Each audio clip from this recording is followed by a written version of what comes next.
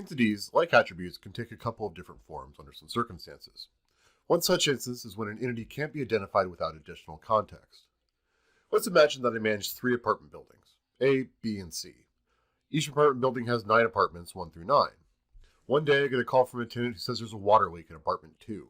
Where do I go? My apartment entity in this case would be what's called a weak entity. A weak entity can't be identified on its own, but only in the presence of an identifying relationship. The identifying relationship in this case would be between the apartment entity and the building entity. Every weak entity needs to have exactly one identifying relationship, and every identifying relationship must be attached to a weak entity.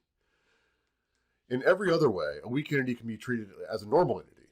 It can have non-identifying relationships, for example, if we have tenants, and it can have a full range of attributes. Weak entities and identifying relationships are depicted with double lines around their respective shapes. Up until this point, we've been dealing exclusively with relationships that have one entity on one side and one entity on the other. Does this always have to be the case, though?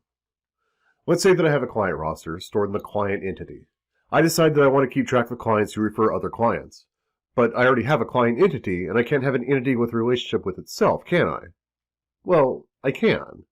But we refer to these as unary relationships or order 1 relationships, which is to say that the entity is related to itself. Here, remember that we're talking about entity instances being related to other instances. That is to say, client B was referred by client A. Client A usually wouldn't be related to client A because in that case we would just use attributes.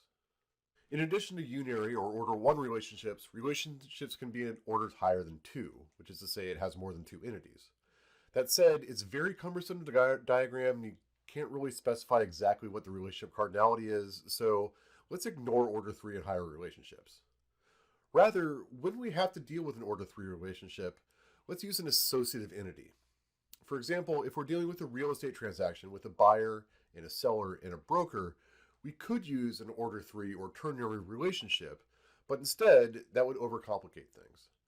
So rather, let's just declare the transaction itself to be an entity. However, when we're using an entity as a stand-in for an association, we want to label it as an associative entity. In this case, it means that we enclose the relationship diamond itself in an entity rectangle, since it's effectively a hybrid. Other than that, you treat it exactly as a normal entity. You'd want to use an associative entity when there's a conceptual entity linking several different entities. In general, these are quite rare, so just err on the side of assuming it's a normal entity if you're not sure.